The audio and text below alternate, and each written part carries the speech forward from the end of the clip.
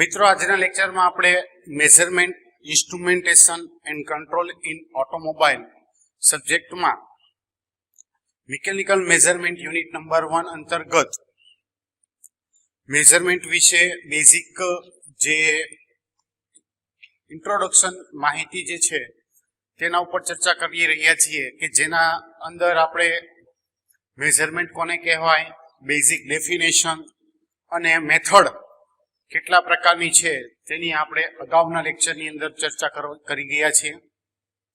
આ લેક્ચરની અંદર આપણે generalize measurement system and its functional element એટલે કે જનરલાઇઝ મેઝરમેન્ટ સિસ્ટમ કઈ કઈ છે અને તેના મુખ્ય કાર્ય કયા પ્રકારના છે તો તેના ઉપર ચર્ચા કરવા જઈ રહ્યા છીએ. તો વેરિયસ એલિમેન્ટ આર, અલગ અલગ પ્રકારના એલિમેન્ટ જે જનરલાઇઝ મેઝરમેન્ટ સિસ્ટમની અંદર ઉપયોગ કરવામાં આવ્યા છે તો તે નીચે પ્રમાણે છે. પ્રાઇમરી સેન્સિંગ એલિમેન્ટ, સૌથી પહેલું જે છે તે પ્રાઇમરી સેન્સિંગ એલિમેન્ટ આવે છે. તો એનું કાર્ય શું છે તે પણ આપણે કયા કયા એલિમેન્ટ છે અને તેનું કાર્ય શું છે તે પણ આપણે સાથોસાથ ચર્ચા કરીશું. તો first one is a primary sensing element. It is element that is sensitive to measure variable.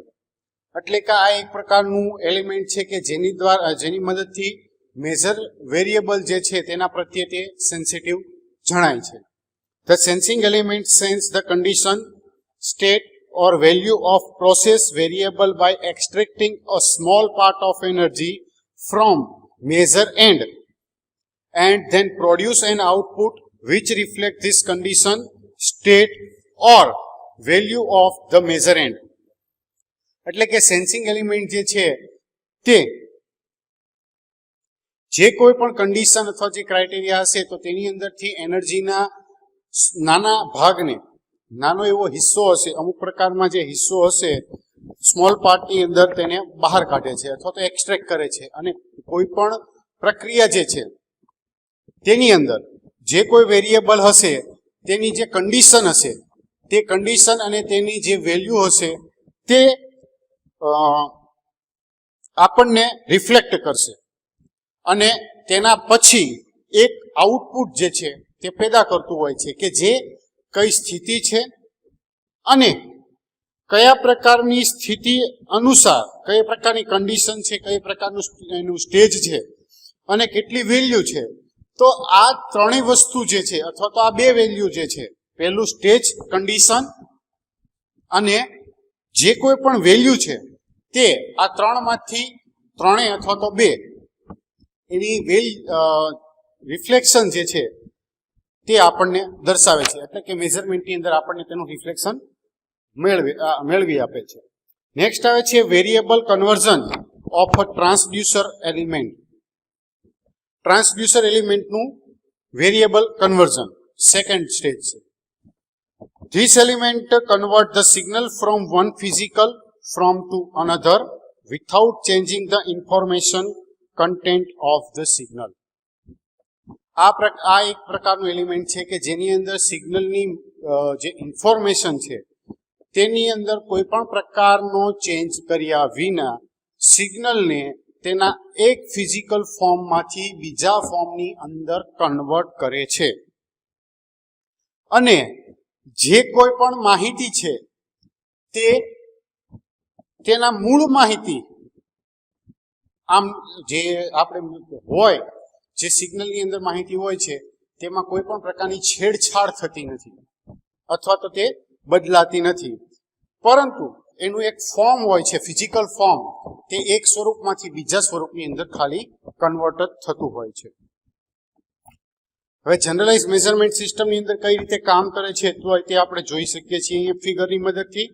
પહેલું જે છે તો એની અંદર ફિઝિકલ સિસ્ટમ દર્શાવવામાં આવી છે કે જેની અંદરથી ઇનપુટ સિગ્નલ કે જે મેઝર એન્ડ છે, આપણે જેને માપવાનું છે તે દર્શાવવામાં આવેલું છે. તેમાંથી જે કોઈ પણ માહિતી હશે તે સેન્સરની અંદર દાખલ થાય છે. સેન્સરમાંથી દાખલ થયેલી માહિતી આગળ ટ્રાન્સડ્યુસરની અંદર જાય છે. ટ્રાન્સડ્યુસરની અંદરથી માહિતી જે છે તે મેનિપ્યુલેશનની અંદર થાય છે અને ત્યાંથી સિગ્નલ જે છે તે મોડિફાય થતું હોય છે. અને આ મોડિફાય થયેલું સિગ્નલ જે છે તે કયા પ્રકારનો ડેટા છે તેનું પ્રેઝન્ટેશન દર્શાવે છે. એટલે કે તેમાંથી કંટ્રોલર પણ કામ કરતું હોય છે, એટલે કે સિગ્નલ ત્યાં પણ આપણને દર્શાવે છે. આ ઉપરાંત કોઈ એવા ઇન્ડિકેટર હોય તો તેની અંદર પણ આપણને જે કોઈ પણ માહિતી હશે તે દર્શાવશે, અથવા તો રેકોર્ડરની અંદર આ માહિતી જે છે તેને આપણે સ્ટોર કરી શકીએ છીએ. એટલે કે સ્ટેપ બાય સ્ટેપ આ 5 વેરિયેબલ જે છે તે પોતાનું ફંક્શનિંગ જે છે તે કરતા હોય છે, અને તેના પરિણામે આપણને રિઝલ્ટ જે છે તે ડેટા પ્રેઝન્ટેશનની અંદર જોવા મળતું હોય છે.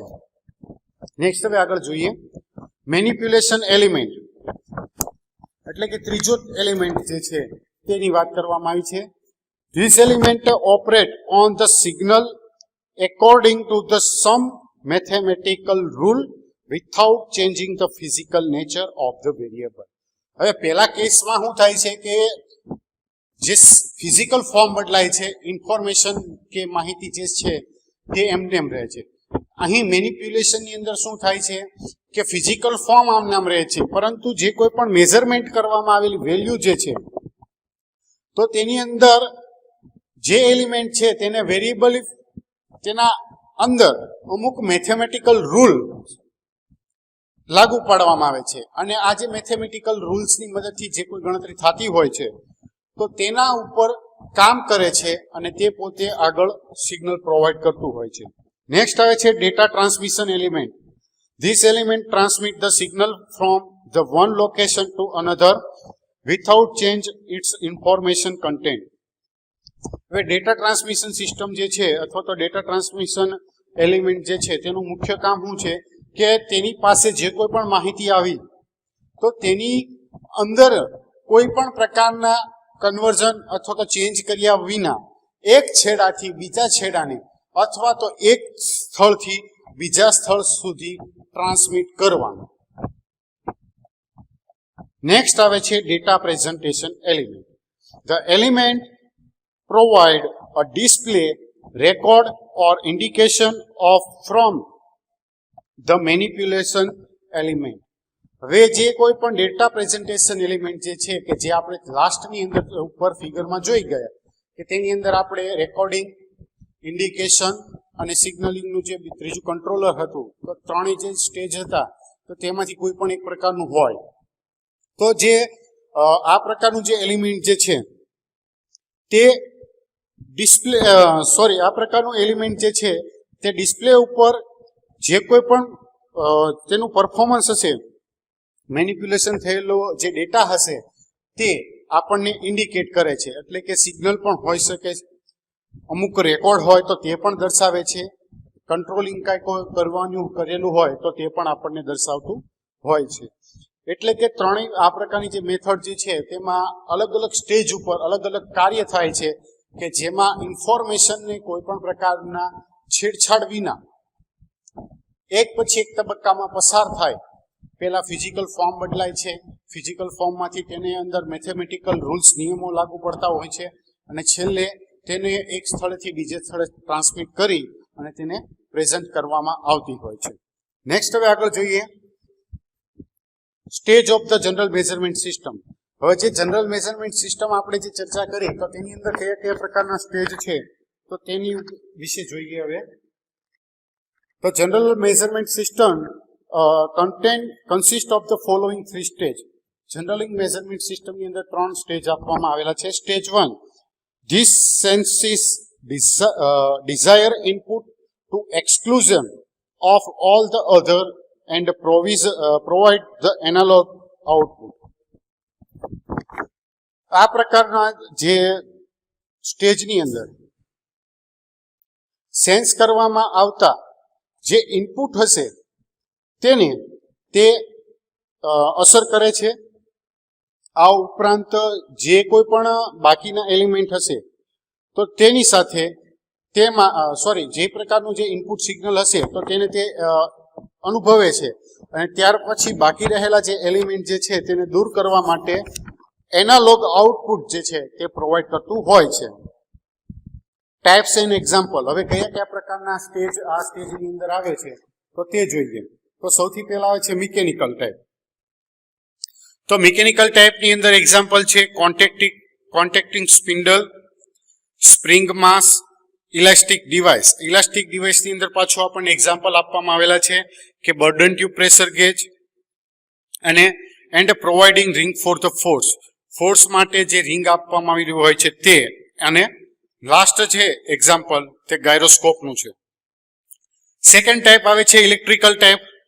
તો ઇલેક્ટ્રિકલ ટાઈપની અંદર જોઈએ તો contact, resistance, capacitance, inductance, piezo electric, crystal, polymer, thermocouple, semiconductor, junction etcetera. એટલે કે આપ જે ઇલેક્ટ્રિકલ ટાઈપનું હોય સ્ટેજ, તો તેની અંદર આટલા એલિમેન્ટ જે છે તે આવતા હોય છે. નેક્સ્ટ આવે છે ઓપ્ટિકલ ટાઈપ. તો તેની અંદર આવે છે photographic film, photo electric diode and transistor. પછી આવે છે photo multiplier tube, holographic plate. Next જે ટાઈપ છે તેની અંદર આવે છે હાઇડ્રોન્યુમેટિક ટાઈપ. તો હાઇડ્રોન્યુમેટિકની આવે છે અંદર બાયોયન્ટ flow, orifice, વેન્ચુરી, van and propeller. તો આ રીતે અલગ અલગ પ્રકારના જે સ્ટેજ છે અથવા તો આ સ્ટેજની અંદર ટાઈપ જે છે તેમાં પણ એક્ઝામ્પલની મદદથી આપણને દર્શાવવામાં આવ્યા છે કે જેથી આપણે સરળતાથી સમજી શકીએ છીએ. નેક્સ્ટ આવે છે stage number 2. It modified transduce signal from into form usable by the final stage. Final stage સુધી ટ્રાન્સડ્યુસ થયેલા સિગ્નલને યોગ્ય રીતે તે મોડિફાઈ કરવાનું કામ કરે છે. It usually increase the amplitude and oblique or power depending on the requirement. સામાન્ય રીતે જરૂરિયાત પ્રમાણે તેનું જે એમ્પ્લિટ્યુડ હોય છે તે અથવા તો તે પાવરની અંદર વધારો કરી શકતું હોય છે. It may also selectively filter unwanted component or convert signal into pulse form. તે નક્કી કરવામાં આવેલા અનવોન્ટેડ જે કમ્પોનન્ટ છે તેને ફિલ્ટર કરી શકે છે અથવા તો જે સિગ્નલ જે છે તેને પલ્સના ફોર્મની અંદર કન્વર્ટ પણ કરી શકતું હોય છે. તેના ટાઈપ્સ અને એક્ઝામ્પલ કયા છે તે જોઈએ હવે. તો સૌથી પહેલા આવે છે મિકેનિકલમાં, તો કે gear, crank, slider, connecting link, cam etcetera. સેકન્ડમાં આવે છે ઇલેક્ટ્રિકલ ટાઈપમાં amplifying or alternating system, bridge, filter, telemetering system, various special purpose IC એટલે કે ઇન્ટિગ્રેટેડ સર્કિટ.